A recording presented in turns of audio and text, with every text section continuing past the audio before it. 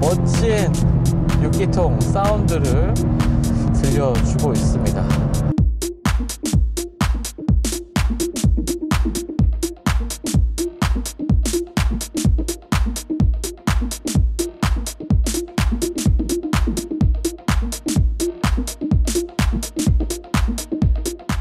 안녕하세요, 글로벌오토요스 원서동입니다. 오늘은 BMW M2의 연식 변경 모델 한번 만나보고 있습니다.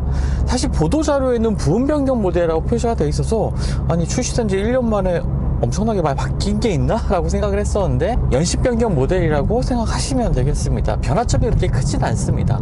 하지만 엔진 출력도 높아졌고요, 토크도 좋아졌습니다. 일단 주행을 하면서 어떤 변화점이 있는지 설명을 한번 드릴게요.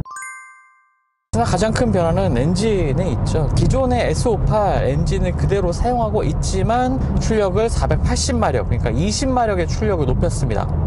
1년 전에 출시됐을 때는 460마력이었죠. 상위 모델인 M3와 M4에도 사용되고 있는 엔진이긴 하지만 출력을 낮춰서 M2에는 장착을 하게 됐습니다.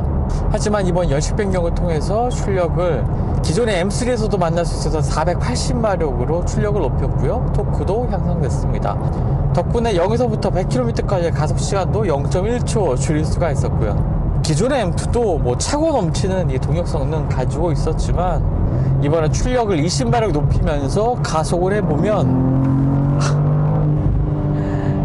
네, 지금 속도가 꽤 높은 상태인데도 뭐 가속 페달에 힘을 실으면 정말 우렁찬 엔진음과 함께 운전자를 이 시트에 내다 꽂는 건 여전합니다.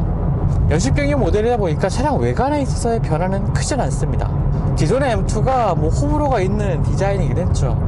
하지만 이렇게 각진 형태, 그리고 차체를 이렇게 구멍을 뚫어 놓은 듯한 따로 프레임이 없는 라디에이터 그릴이라든지 에어 인테이크 부분들, 이러한 부분들을 형태만 보면은 뭐 호불호가 물론 갈릴 수도 있겠지만 이러한 것들이 과거에 BMW M 부분에서 선보였던 이 고성능 스포츠카, 레이싱카들의 디자인이 좀 따왔다는 점, 이런 것들을 또 감안한다면은 그렇게 갑자기 뭐 하늘에서 떨어진 이러한 얼토당토하는 디자인은 아닙니다.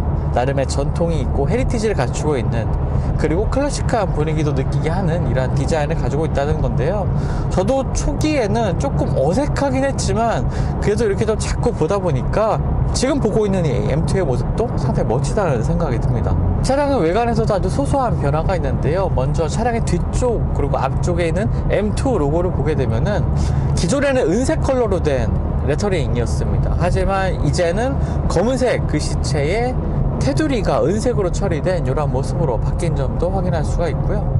앞쪽에 19인치, 뒤쪽엔 20인치, 앞쪽에 이 타이어 넓이만 해도 275입니다. 정말 이 차량의 크기에 어울리지 않게 좀 넓은 넓이를 가지고 있는 타이어가 장착되어 있고요. 그렇다 보니까 당연히 주행성도 뛰어난 모습을 보여주고 있지만 이 모래 같은 것, 자갈이 낀 상태에서는 꽤나 오랫동안 이 자갈이 튀는 소리를 들을 수가 있었습니다. 자, 실내에서도 소소한 변화가 있는데요. 지금 보고 있는 이 스티어링 휠, 기존에는 원형의 스티어링 휠이었죠. 하지만 이제 D컷 형태로 바뀌었습니다. 두툼한 그립감을 보여주는 이 스티어링 휠은 여전하고요. 그리고 이 가운데 있는 에어벤트 부분도 이제 디자인이 좀 바뀌었습니다. 기존에는 크롬이 좀 장식된 화려한 형태였다면 이번에는 이제 블랙으로 마감된 상당히 깔끔한 형태로 좀 정리가 된 부분이 있는데요. 뭐 소소하지만 지금의 변화가 훨씬 더 마음에 드네요. 해외 시장에서는 이 M2 모델의 수동 변속기도 적용이 된다고 합니다. 하지만 국내 시장에는 사실 뭐 시장 규모를 봤을 때 수동 변속기가 적용될 가능성은 상당히 좀 낮아 보이기도 하는데요. 어찌됐건 수동 변속기 모델도 해외에서는 판매를 하고 있더라고요. 차량의 외관에서 보시면 아시겠지만 차량이 정말 당당한 모습을 하고 있습니다. 각진 디자인 요소들 때문도 있겠지만 펜더가 정말 강조된 모습을 보여주고 있죠. 이런 것이 일반적인 M240i 같은 모델과는 너무 차별화된 모습이라고 볼 수가 있겠는데요. 더 큰 타이어를 장착해야 되기 때문에 차량을 이제 폭을 더 넓힌 거겠죠. 펜더도 더 키우고요. 그래서 일반 모델보다는 확실히 좀 당당한 모습이 이 M2의 특징이라고 볼 수가 있겠고요. 그것이 이 연식 변경에서도 그대로 이어지고 있습니다. 트렁크 적재 공간은 390L입니다. 뭐 요 정도 크기의 차량으로서는 좀 적당한 수납 공간이긴 한데 실제로 이 안쪽을 보게 되면 굉장히 이 측면 벽 쪽이 잘 정리가 되어 있거든요. 그래서 짐을 싣기도 굉장히 좋은 공간 보여주고 있습니다. 투도어 모델이다 보니까 2열 시트에 그렇게 여유는 없습니다. 물론 앉으려면 뭐 성인, 제가 키가 170 정도인데 제 키 정도 되는 뭐 성인이라면 앉아갈 수는 있겠지만 아무래도 좀 1시간 착석해서 이동하는 데는 불편함이 따를 수밖에 없겠고요. 사실 이 스포츠 시트도 몸을 상당히 좀 탄탄하게 잘 지지해주는 스포츠 시트 마련하고 있습니다. 아쉽게도 뭐 통풍 기능은 없습니다. 열선 기능만 마련되고 있고요. 자, 이제 M2의 짜릿한 주행 성능 다시 한번 즐겨보겠습니다. 일단 특징이 하나 있죠. M 모델들은 이렇게 M1, M2라고 불리는 이 빨간색 버튼들이 있습니다.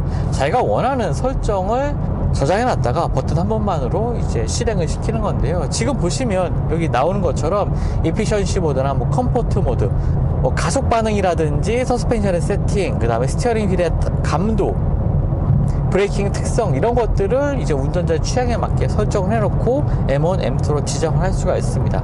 저도 지금 M1에는 제일 마일드한 세팅으로 좀 준비를 해봤거든요.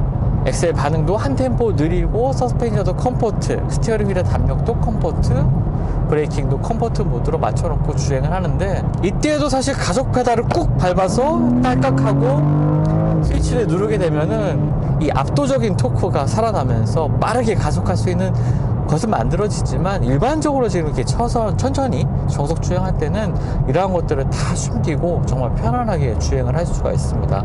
물론 이 도로의 요철의 상황이라든지 이런 것들을 운전자에게 좀 직접적으로 전달하는 특성을 가지고 있긴 합니다. 서스펜션 세팅도 그렇게 뭐 단단하진 않지만 일반적인 다른 차량들과 비교하면은 비교적 단단함을 좀 유지를 하고 있거든요. 하지만 그러니까 가장 순한 모드에서 언제든 달려나갈 준비는 되어 있는 차량입니다. 자, 하지만 이제 M2 모드로 바꿔서 이 차가 할 수 있는, 그리고 제가 감당할 수 있는 가장 강력한 모드로 바꿔보죠. 가속 반응은 스포츠 플러스, 서스펜션도 스포츠 플러스, 스티어링 휠의 담력은 스포츠, 그리고 브레이킹도 스포츠 모드로 바꿨습니다. 하지만 이렇게 바꿔도 운전자가 일단 뭐 큰 변화를 주지 않는다면은 뭐 사운드도 가속감도 그렇게 크게 달라지고도 느낄 수 없습니다. 하지만 이 상태에서 가속 페달에 힘을 실으면 와, 지금 이 모드는 완전히 그 운전자가 수동으로 변속해야 되는 세팅입니다. 지금 5단에서 속도가 좀 높은 상태인데도 지금 가속 페달에 힘을 밟으면 정말 여유가 있습니다. 거기다가 제가 지금 앞뒤로 움직일 만큼 차량의 토크도, 강력한 토크도 느낄 수가 있고요.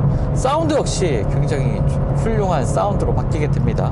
기어노브 아래쪽에 보면은 여기 지금 배기 사운드가 활성화된 것을, 스포츠 배기 사운드가 활성화된 것을 볼 수가 있는데요.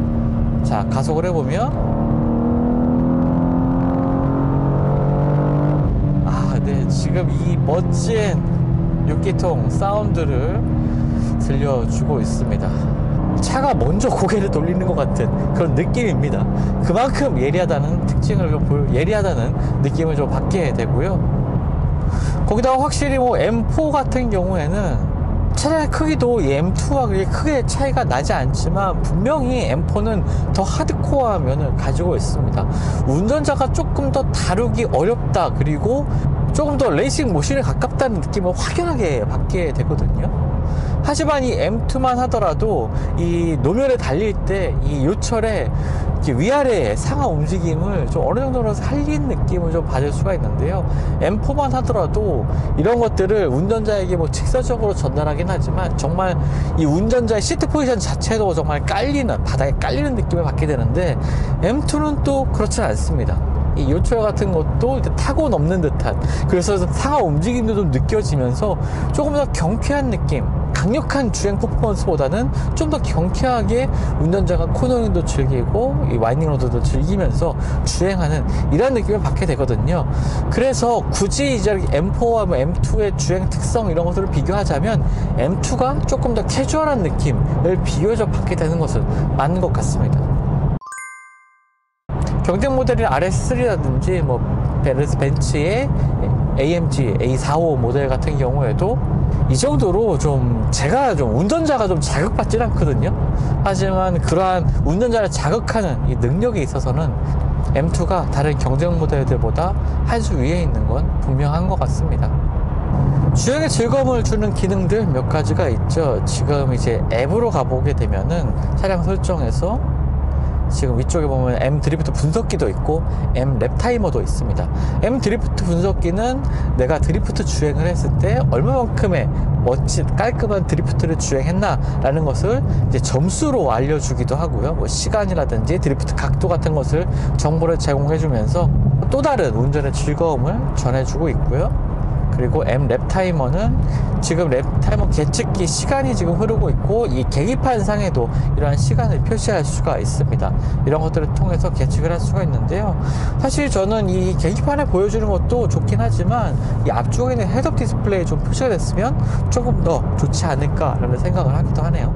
차량의 가격이 소폭 오르긴 했습니다. 지금 이제 9천만 원을 넘는 가격에 판매가 되고 있는데요. 네, 1세대 모델보다 좀 무거워지긴 했지만 그래도 가벼운 경량의 투도 쿠페라는 점에서 수입차 모델 가운데서도 이런 선택지를 주는 차량은 딱히 좀 없는 것 같죠.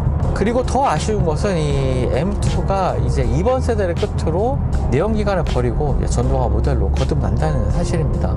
마지막 내연기관 모델이니만큼 더 아쉬움은 커지는 것 같은데요. 그만큼 이 M2의 가치는 현재에 더 높은 것 같습니다. 운전의 재미 측면 그리고 퍼포먼스 측면 여러 가지 부분에서 정말 더할 나위 없는 만족감을 주는 차량이라는 생각이 이번 연식변경 모델을 시승하면서도 거듭 들게 되네요.